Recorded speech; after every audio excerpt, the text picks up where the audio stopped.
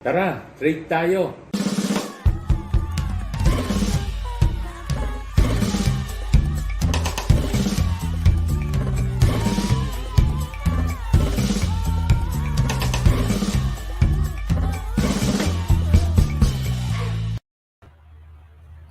Good evening, everyone!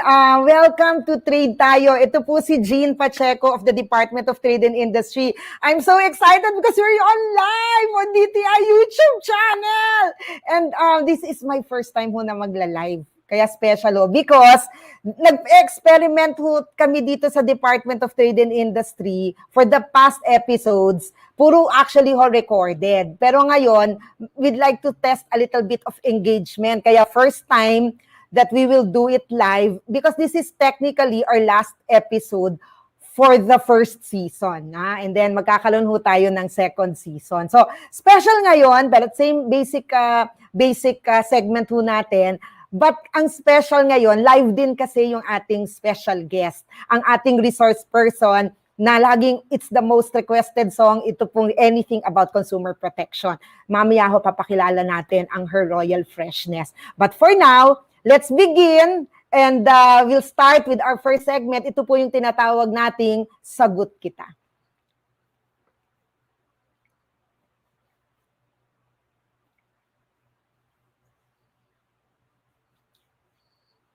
Ayan. Dito ho sa Sagot Kita na it's our favorite part of the show actually. Kasi dito ho namin nasasagot yung mga tanong na laging nakikita po namin sa DTI Call Center, sa Malasakit Help Desk, DTI email, pati po yun sa ating social media, no? We have sa DTI Facebook, at saka yun meron po no sa mga sa DTI website po natin. So, every week po ngayon, kinocompile po ng ating Knowledge Management Information Service at namimili po tayo ng tanong. So, lagi ho naming nasasabi na ang pinakamaraming tanong is about business name registration. So, for our last episode, we will focus our questions on business name kasi yung susunod na part yun din most requested consumer protection. So umpisa na natin. Okay. Marami yung nagtatanong talaga nito, lagi. So ang tanong, how do you register your business name? Ay, ang dali po nating masasabi talaga ito kasi dahil ho sa DTI ay ginawa na po naming yung talagang end-to-end registration. Kaya lagi hong pinagmamalaki namin at saka si Secmon, 8 minutes. Ang importante lang ho, na ang proseso ay 3, apply, pay, download. Ang ibig sabihin nun, dapat meron alam nyo na yung pangalan na gusto ninyong i-register. Pangalawa, dapat po ay online payment. Pwede po kayo, no? Basta kayo ay may GCash, meron kayong Paymaya. And special shout out, Marvin Santos and to the Paymaya team na nanonood ho. Thank you so much. So, may Paymaya o kaya meron kayong Land Bank Link Biz Portal o kaya credit card. Ayan ho. Basta meron ho kayong ganyang mga pang-digital payments, ay pwede ho ninyong ituloy-tuloy na po itong ating pag-apply ninyo ng inyong business name. Madali lang po, no? So, punta muna tayo sa apply. Pupunta ho kayo, bnrs.dti.gov.ph. Yan po ang inyong makikita yan. Nakita nyo na sa screen. Pag nagpunta po kayo dyan, ito ho yung gusto ko sanang i-discuss today. Kayo po ay papipirmahin namin ng tinatawag na undertaking, no? Ito pong undertaking, para sa credit card, ayan ho, na kayo ay pumapayag sa mga sinestipulate ng DTI dito. Ano ho ba yung sinasabi namin na mga parang condition din po? Na number 1, lahat po ng impormasyon na inyong ibibigay sa amin ay tama at saka totoo. Kinocommit nyo yan. Number 2, sasabihan nyo kami sa DTI kung sakasakaling nag-iba ang inyong pangalan, nag-asawa kayo, o nag-iba ang inyong address. So, yan. Maari po naming i-revoke ang inyong business name registration kung mapatunayan po namin na kayo ay nagbigay ng false o kaya misleading information. Kunyari, sinabi ninyo ang edad nyo ay over 18, hindi po dapat po kasi tapos yung pala below 18 kayo, hindi ho, dahil dapat at least 18 years old bago kayo po makapag-apply ng business name. So, alam nyo po ay dapat din pumapayag po kayo na ika-cancel natin o babaguhin natin ang business name ninyo kung napatunayan natin na ito pala ay may kapareha, no? Kaya ay may nauna. At pumapayag din po kayo na susunod kayo sa rekomendasyon namin ng aming post-evaluation team kung sakasakaling napansin namin at nalaman namin na nagkaroon ng problema sa pagrehistro ng inyong pangalan. Okay? So, those are some of the things. Essentially, ang sinasabi ho din namin na kayo ay dapat sumunod sa provision ng business name at mga laws and regulation at pati na rin po na in accordance with the data privacy law, binibigyan niyo po kami ng authority na i-disclose ang inyong publicly available na information na nakikita sa inyong business name certificate. Ayan po. Ang iba pong mga kondisyon ay yung tungkol sa inyong pangalan na alam po natin kung ano yung mga hindi pwede at na-discuss ko na rin ho yan in our previous sessions. But you can certainly look and read, no? Nandun ho yun sa undertaking. Very, very clear. Hindi po maliit ang fonts at kailangan nyo hong basahin at kailangan kayo ay mag-agree kung para po kayo ay magtuloy ng inyong pag-process. So, tuloy-tuloy na po yan. Mabilis lang po. Sabi ko nga, 8 minutes, bayad, and then maaari nyo na pong makuha at ma-download dahil susulatan namin kayo at ibibigay na namin sa inyo ang inyong certificate of BN registration. Ayun. So, simple lang. 8 minutes. Okay, let's now go to our second question. Paano pag nagbago ang isip ko ng business name? Ay, gusto niyong baguhin. So, una sa lahat, pag hindi pa ho kayo, pag pina-reserve nyo, walang problema kasi hindi pa naman kayo nagbabayad. Ang may malaking problema lang po pag kayo ay nakapagbayad na kasi under ng DAO 18-07 or revised IRR ng business name law, non-refundable na po pag kayo po ay nakapag-apply na ng inyong business name. Pero may pamamaraan naman ho, ano? So kunyari, ito po yung tinatawag na dapat ninyong i-cancel, no? Pag kinancel ho ninyo, kailangan ng mga requirements, like pupunta po kayo sa DTI office, you have to submit your BN application form, a valid ID, plus you have to also send your affidavit, no, of cancellation with no financial obligation, yung inyong niregister na business name. At magbabayad kayo ng 30 pesos, no, pang doc stamp po yan. Eh ngayon, so ang sabi nga ho, kunyari, di ba, halimbawa, nag-iba po yung inyong pangalan, no, so pwede naman ho, di ba, yun nga lang ho, no, mahal. Eh, di ba ho? Kagaya ho sa buhay, mahal po ang magkamali. So, doble-doble lang po ang inyong babayaran. So, ano ho ang moral lesson? Bago ho ninyo mag-file ng inyong business name, isipin nyo pong maigi na ito ho ang gusto ninyong pangalan para sa inyong negosyo. Alright, ayan. So, thank you. So, ayan na. So, yun ho, business name registration. Ayan, excited na ako for our next session. Yung next session ho natin, di ba, sabi ko po sa inyo, no, yung segment natin ay meron tayong in-invite na special guest na resource person. Walang iba kung hindi ang kilalang-kilala sa katawagang Her Royal Freshness, di ba? Artistahin po kasi siya. And then, isa po siya talagang abogada de Campanilla, no? At saka host po siya, no? We have a show sa GMA7 po, yung Kat Iba Pa, no? Consumer at Iba Pa. At siya po ay ang boss ng Consumer Protection Group na siyang nangangasiwa ng Bureau of Philippine Standards, ng Fair Trade Enforcement Bureau at ng Consumer Protection Advocacy Bureau, no. So 3 bureau po 'yan. So siya po si Ruth Castelo na kasama po natin sa ating next segment na tinatawag nating Usapang Trade.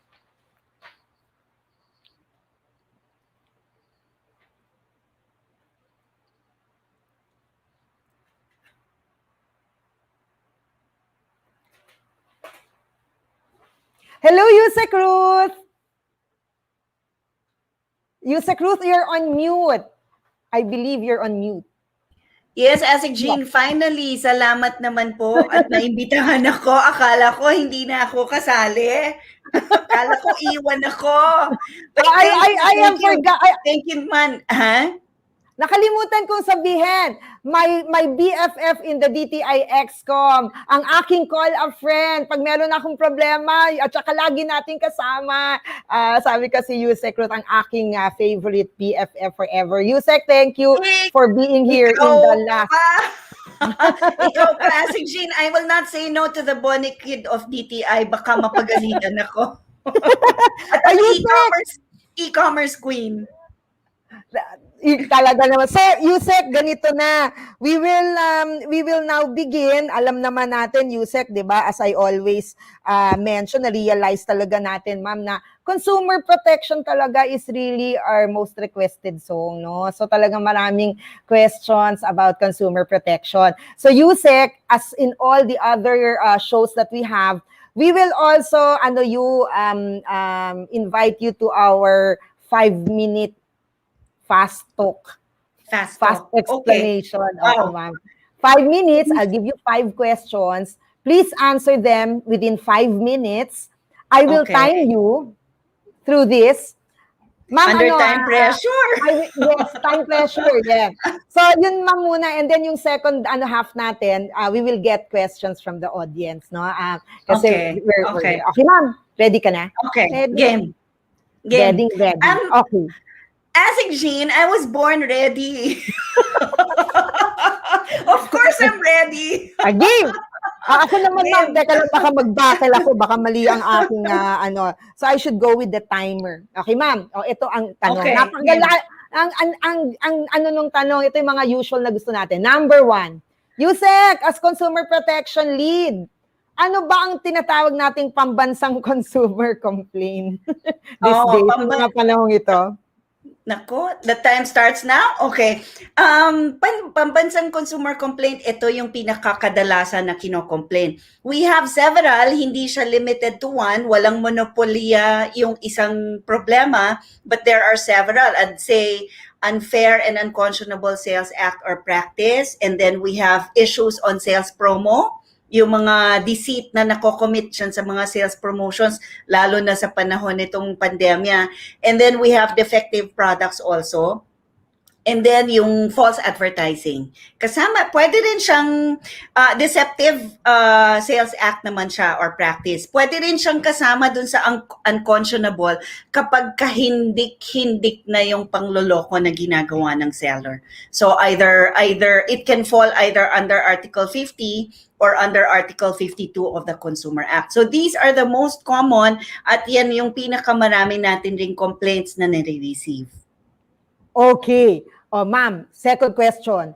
Nakita ko yung statistics, Yusek, no? Grabe yung 2020. Talagang ang daming consumer complaints na talagang 50,000, ano? So, ang dami. So, ma'am, can you tell us, bakit napakaraming consumer complaints nung 2020? Oh yes, last year we received around 40 to 45,000 complaints involving offline transactions. Ito yung physical transactions. But we received naman around 16,000 complaints involving online transactions. Ibig sabihin, nag-internet shopping yung mga tao. I'd say it's also good na nag-internet shopping sila or online shopping kasi bawal nga lumabas. So people decided to just stay home, naka-quarantine sila, so nag-boom ang e-commerce natin. And then, so it's either of several things eh. Either, kaya tumaas yung number of complaints that we received, either naging mas aware sila sa DTI efforts on consumer protection, especially on online transactions, or mas naging mapanuri sila, or mas naging aware sila sa kanilang mga rights as consumers, or they had all the time na mag-file ng complaint sa atin. Kaya rin tumaas yung number. Ayan, ma'am. Next. Ma'am, gaano daw ba katagal talaga mag-resolve ng isang consumer complaint? Hindi siya matagal. We have only 3 days within which to send the notice of preliminary confidence or notice of mediation to the parties. And then yung 7 days remaining, dapat ma-resolve ng ating mediation officer yung kaso or yung complaint between the parties. Pwede siyang i-extend for another period of 10 days kung mag-a-agree silang dalawa. So voluntarily, gusto nilang i-extend, okay lang din. Kaya hindi siya matagal actually. Wow, last 2 minutes, last 2 questions. Number 4, Yes. Paano malalaman ng consumer, sa standards to ma'am, kung pumasa sa quality testing ang isang produkto? Nako, Asec Jean, thank you very much for the question. It's very, very important na malaman ng mga consumers natin. Meron po tayong Import Commodity Clearance or ICC sticker na tinatawag natin for all imported products na nandun sa mandatory list natin. Ang listahan po nito makikita natin sa DTI website or sa Bureau of Philippine Standards website. We also conduct webinars on this para maging aware ang consumers. But the most common na mga produkto na nasa listahan natin, electric fan, plancha, TV, refrigerator, pati yung gulong ng motorsiklo, fire extinguisher,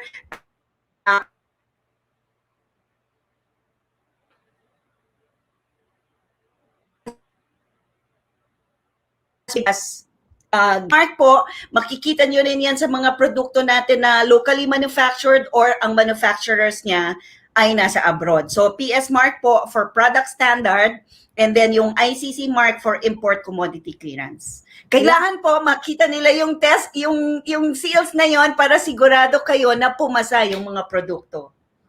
Nako, last 30 seconds lang. Sagutin mo ito, ma'am, in 30 seconds. Ano daw ang ginagawa ng DTI para bumaba ang presyo ng bilihin?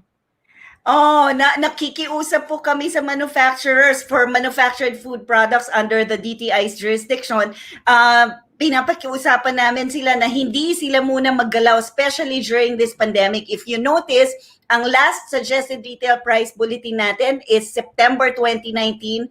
Hanggang ngayon ho, hindi pa siya tumataas or hindi pa gumagalaw because of the efforts of DTI.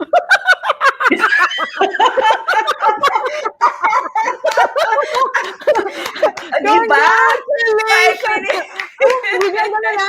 Biglang gano'n yung saka. Congratulations! Oh my gosh. 100. Ang hirap. Ano ka, ma'am? Asing Jean, dami ko pa sanang sasabihin. Batayin yung ay mo sa under time pressure. Oh my gosh. 100 ako 100, ma'am, 100. And to think it's live.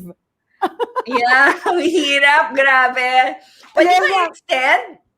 Ma'am, hindi, actually, we actually have usually a third segment. And that segment is called the vloggers, no? But we will dispense with the vloggers segment because because this is an interactive. Kasi first time tayo kasi ma'am first time tayong mag-live. So, we will use this nag-experiment tayo kung paano tayo best na mag-interact sa ating mga stakeholders. So, magsha-shoutout muna ma'am ako kay Mr. Juan Abrea, hello. To Sam Bautista Amba, hello. Marco, Francis, Penny Usigan, and Marvin Santos. Thank you for tuning in. Hello. To the Paymaya team, hello. O, game. Ma'am, may mga tanong. Pwede na ba akong magtanong? Kasi ito na, ma'am, so basically, ma'am, the show is actually 20 minutes or 25 minutes now. So basically we'll have a little bit of mga 8 minutes or 5 minutes more to ask these questions from the audience. And I'm reading them now na, ma'am, ha. So Yusek Ruth, may question ito, no. Paano ko po ba malalaman ang tamang SRP? Malayo po kasi kami sa palengke at masyado pong mahal ang tindahan na malapit sa amin. Ang suggested retail price bulletin natin nasa DTI website.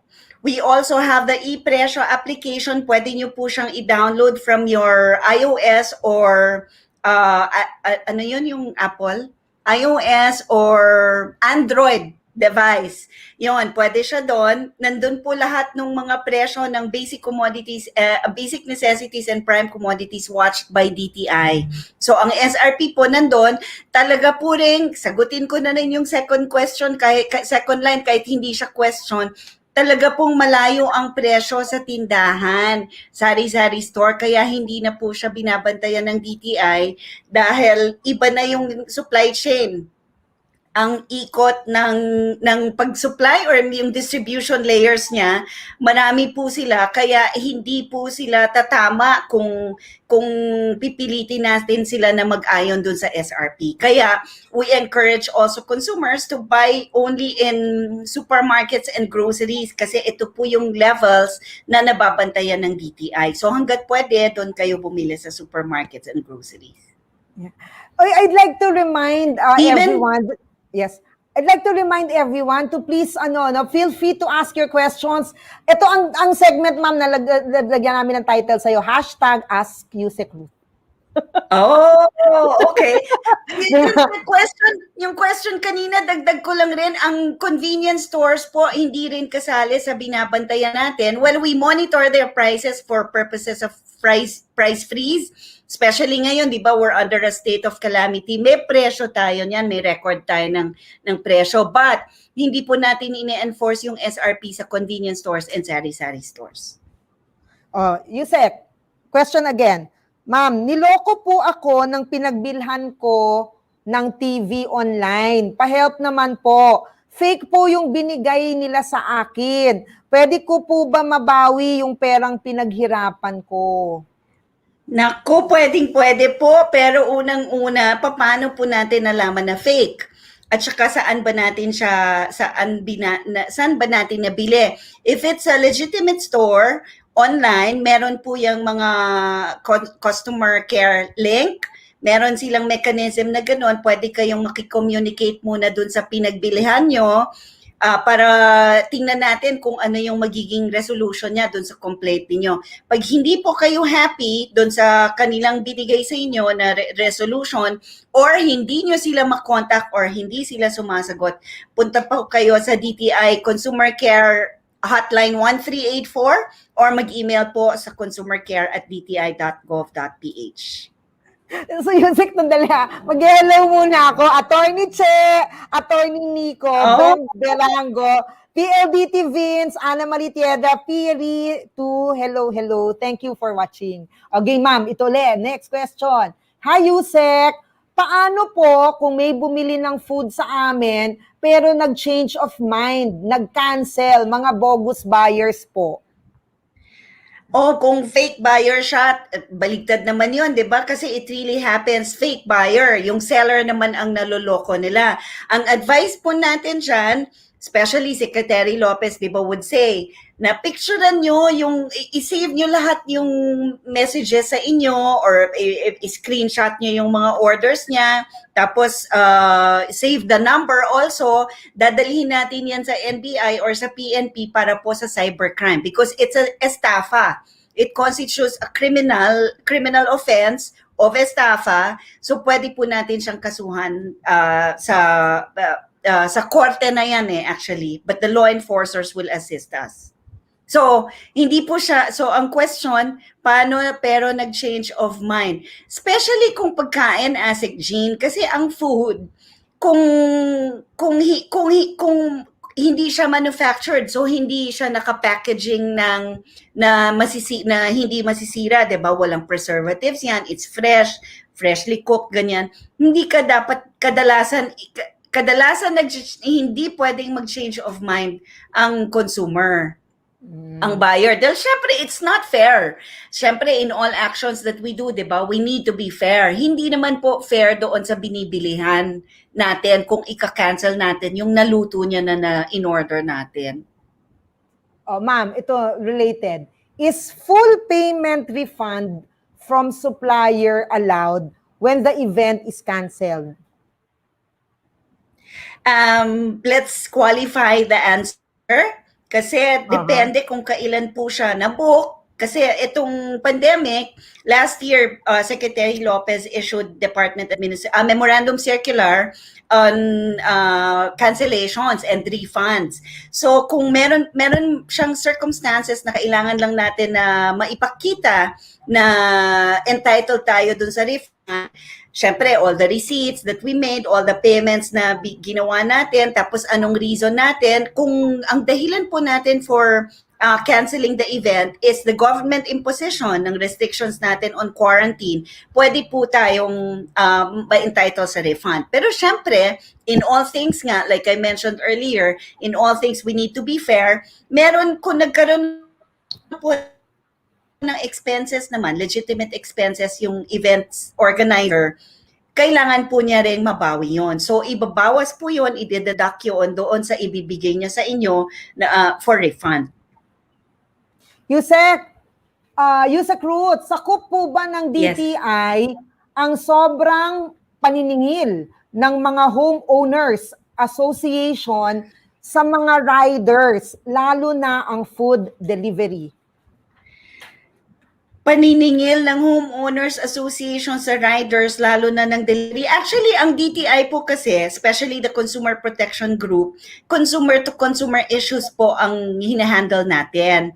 Ang complaints na inaayos natin. But, kung talaga pong hindi maiwasan na meron marireceive tayo na ganyan, DTI has a no wrong door policy, pwede po namin tanggapin yan, but we'll have to give it to the appropriate agency concerned.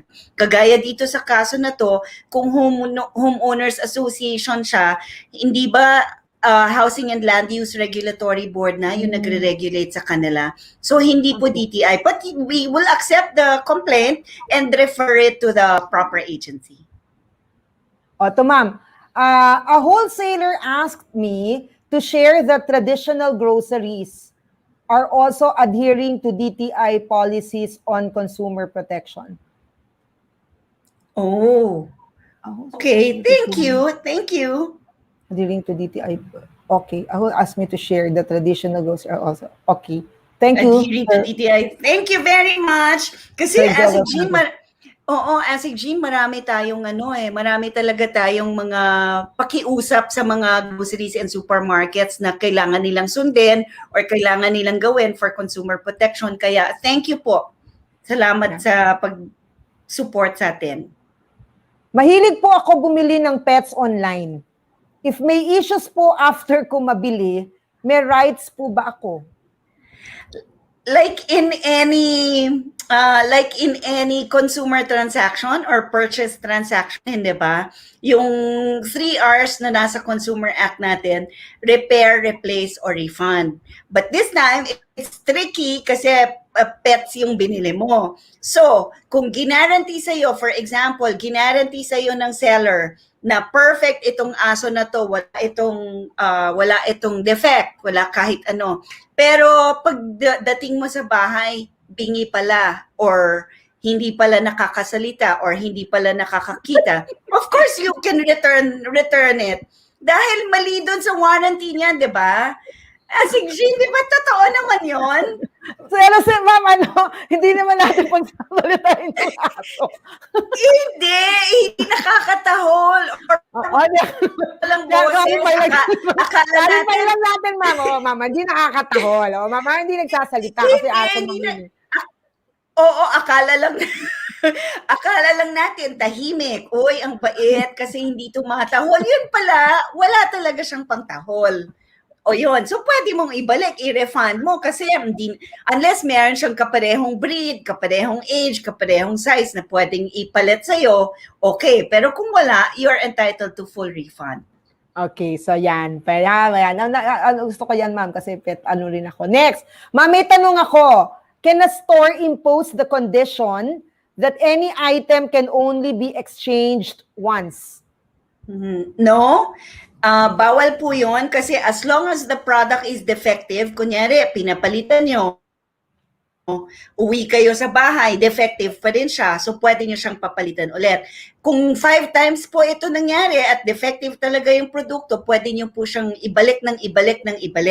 But, baka tayo as consumers, tayo na rin ang magsawa, pa-repair na lang, refund na lang po natin.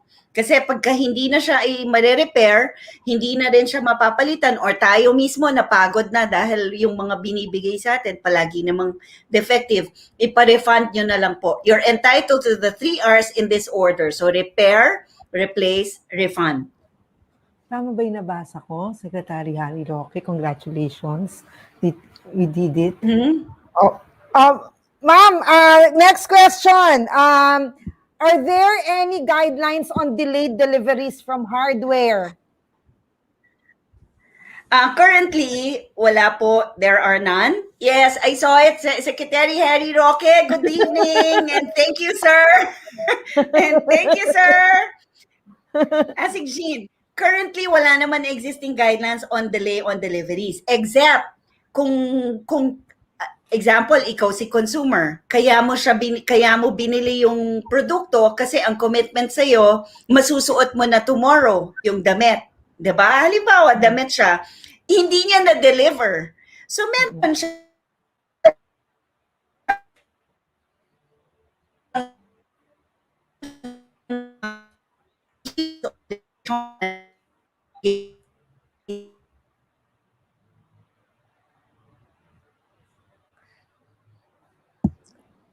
I think there is ma'am, mukhang nagkaroon nawala ka, ma'am, for a few minutes.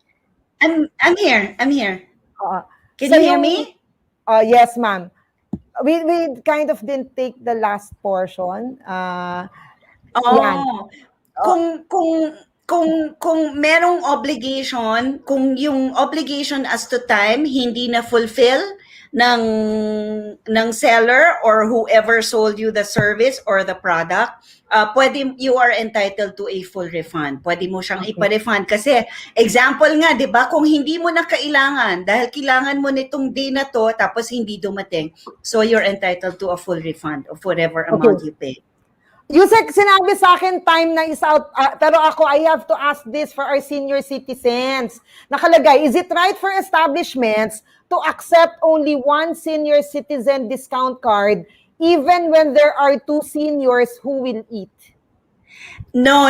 It's not right. It's very wrong. Kahit po 10 ang senior citizen at 10 ang senior citizen's card na ibigay sa inyo, they are all each entitled to 12% VAT exemption at yung 20% senior citizens discount. Okay. O teka, isa na lang ulit, ma'am. Ang dami, no? Pero ito pa, ma'am, ito. Ito yung kay Mona Brea. Huhuli ko yun, ma'am, pero sige, nabanggit mo na. Hindi, pwede daw magpa-deliver. Pwede daw ba magreklamo? Nag-deliver daw siya food na sobra kaya daw tumaba at nasira daw diet ka. Ma'am, kaya ba yan ng Department of Trade? Pwede kung violation of warranty. Sabi sa'yo, hindi ka tataba. Kung sinabi sa'yo ni warrant sa'yo na hindi ka tataba mo, tapos tumaba ka, halika, balik natin yung food. Ma'am, sobrang dami. Ma'am, sobra talagang dami pag consumer protection talaga, no, ma'am. Pero isa na lang, promise, ma'am. Ito na lang kasi talagang we cannot go. Isa na lang, sayang nung tanong eh. Sabi po nung binilhan ko ng appliance, kapag daw tinest na, kailangan na daw bilhin dahil considered sold na daw yon. Tama po ba yon? Hindi po tama. Siyempre, bago nyo bilhin, you need to be aware that the product is working perfectly or according to what you're buying. At kailangan rin nilang siyempre i-warrant na fully functioning or fully working yung produkto. At hindi natin yun malalaman kung hindi iti-test. Okay. So, kailangan nilang i-test sa store. Yeah. Yes. So Yusek, tayo, actually, we've overtime tayo, pero we just cannot let you go like that na hindi natanong yung madami pang mga tanong. So Yusek, pwede pong my last question, and then after that, we'd like to maybe for you to say a few words. Yusek, syempre e-commerce, di ba? Anong pwede mong matip, Yusek, sa dami ng mga nagko-complain kung ikaw ay online buyer? Bigyan mo naman ng tip ang ating mga kababayan. Kung online buyer, teka muna, Asec Jean, pwede ba mag-request ng part 2? Ay, interview? Yeah. Hindi pa ako umaalis, nagre-request na akong part 2. O sige. Season 2 Season 2, balik ka. Sige, consumer tip na lang. Consumer tip na lang, Asec Jean, for all online buyers, online shoppers. Kagaya ko, ako rin ang hilig-hilig ko mag-shop online. Ayan, si Asec Jean, non-stop din yan. But for us, online buyers, syempre, of course, we have consumer rights. Lahat tayo may karapatan. There are 8 basic consumer rights, but there are also consumer responsibilities. Part of that is taking action and, of course, being responsible for our purchases. So we need to be wise consumers. We need to be critical consumers na kailangan nag-iisip rin naman. Kaya, one tip na para ma-protectionan yung mga shopping natin online, hanapin po natin unang-una yung legitimate buyer, legitimate seller. By legitimate, I mean, sana po may government registration siya. Sana makikita natin kung if it's a single proprietorship, meron siyang business name registration. If it's a corporation, nasa SEC po siya or a partnership. So, itong mga registrations na to, aside from, of course, the business permits, tapos yung kanyang BIR registration, and so on and so forth. Bakit po sinasabi natin na importante to? aside from e-commerce development na ginagawa ni Asec Jean ngayon, aside from expanding the e-commerce industry in the Philippines, kailangan po rin natin yan for consumer protection. Kailangan nyo pong alam kung sino yung binibilihan ninyo para not only because of, like I said, e-commerce development, but of course para sa inyo rin, alam nyo, pag punta nyo sa DTI, alam natin kung sino sila at saan natin sila hanapin. At medyo maging masuri po, hindi tayo basta-basta pipindot ng buy. Hold your horses, medyo yung yung buy button po, pastinan muna natin siya dyan sandali, basahin muna natin yung details ng transaction, yung may terms and conditions. Ang haba pa nito, may payment terms pa yan, meron ka pang, syempre, titingnan mo muna yung seller, sino ba to, saan ko to hanapin, and then the product. Kasi baka naman naka-advertise sa kanya 5x2 na shurak, ang gusto mong binibili mo pala 5x2 inches ha, yun pala ang gusto mong bilihin 5 feet. So kailangan bato-baso sa langit naman.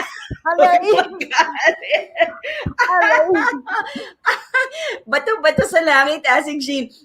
Teka lang, tapusin ko lang, kailangan nyo pong basahin masyado. Mabuti yung description ng produkto para sigurado tayo na hindi tayo nadideceive, or baka naman nagsasabi ng totoo yung seller pero hindi natin binasang mabuti tapos tayo ang magrereklamo. So it's very important po na i-screen nyo silang lahat. Pwede po natin yan tawag sa DTI 1384 or send us an email at consumercare@dti.gov.ph. Yeah. Thank you, Yusek. At I have been looking at the comments. Professor Ronnie Balberan, thank you. Sabi niya part 2. Miss Richelle, thank you sa mga mommy groups. Maraming salamat. Sir Mon Abrea, talaga, naniniwala ako talagang her royal freshness talaga. Yes, magkakaroon. MP, we would encourage more DTI trade flowers. I'll tell you about that later on.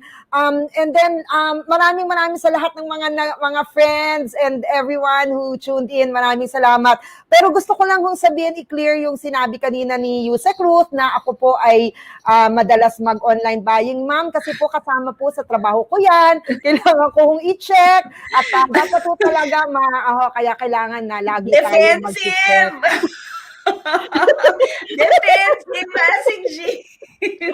Teka lang, sabihin ko lang kay Mona Brea, dahil dun sa pinost niya dito, libre ang pagkonsulto niya dun sa pagdemanda natin dahil tumaba siya.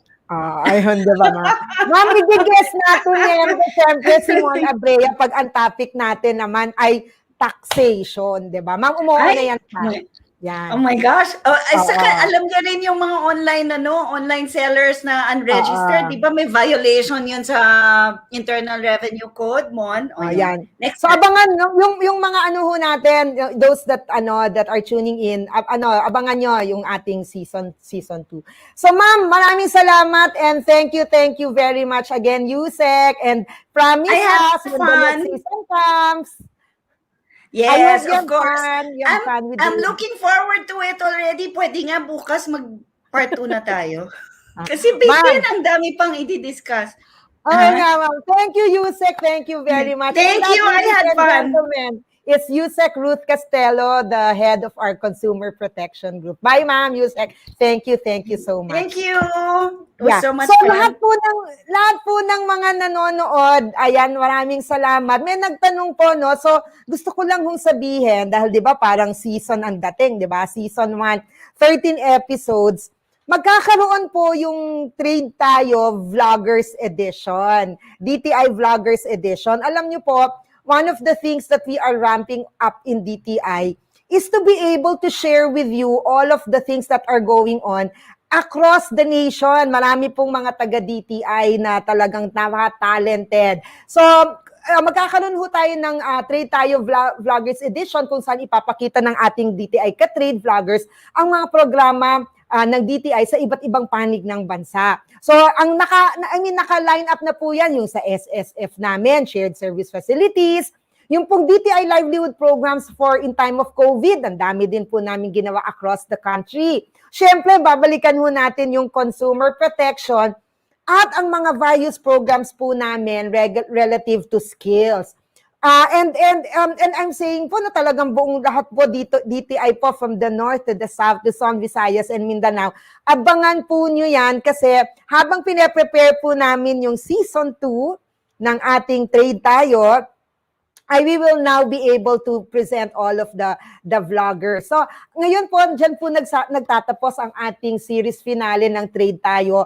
I would like to thank the team of Trade Tayo team, would like to thank, of course, our biggest boss, Sec Mon Lopez, Yusek Boy, DG Roel, Yusek Bless, Director Neil, ED Nelly Diliera, ED Jeremy Marquez of SIAP, and most especially si Yusek Ruth Castelo for our last resource person. Pero alam nyo ho, we are so much thankful also to Asec Dominic Tolentino. Remember, you hosted us. ED Rene Fajardo and the team of SIAP. And of course, the team of Direct X Values of Overmind. Sila ho yung mga nag-aayos ng ganito mga trade. Production number pala ho yung mga ganitong mga vlog that we really want to give you the best. So that's Overmind, Director X, Ajay, Neil, Ian, Greg, maraming salamat. Pati po yung K-Miss, Director Trish, Ren, Iris, and G, maraming salamat. Pati nga ho, pati Motor Pool. Ang dami hong tumutulong-tulong talaga dito. So we would like to thank everyone. Pero ako ho, I'd like to do a special thank you to the team of Trade Tayo. Nakaano ho kami social distancing pero nandito ho sila sa office. Nandito po, no? So Hans, I'd like to thank everyone. So Hans, Mika, thank you so much.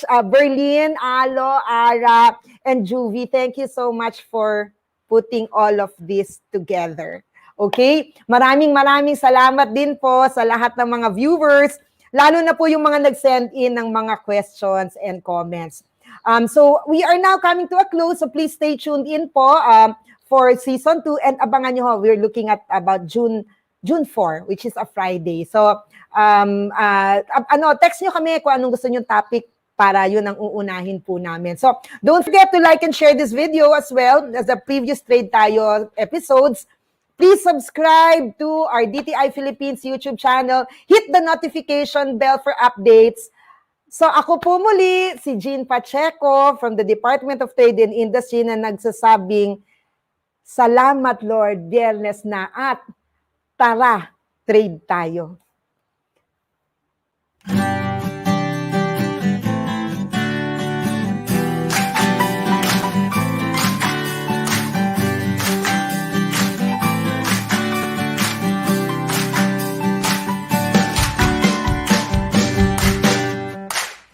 Bago na ang mundo, handa ka bang bahagi nito?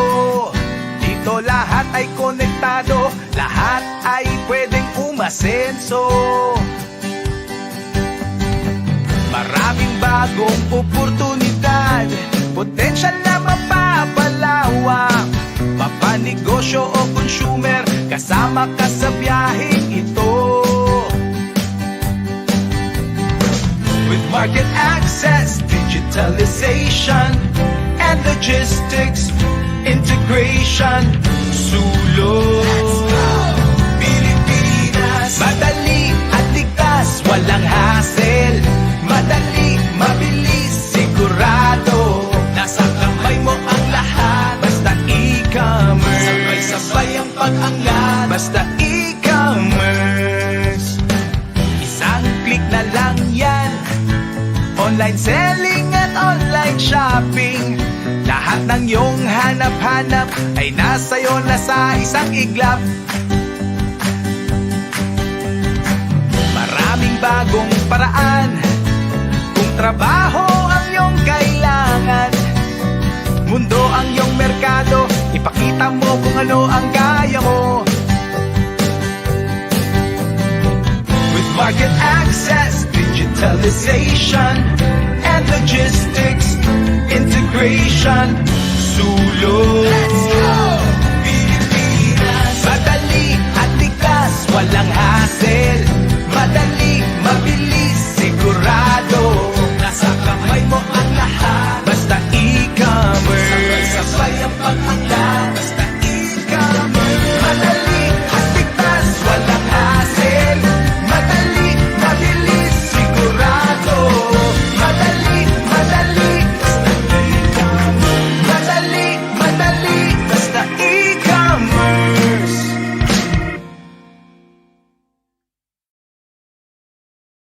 Tara, treat tayo.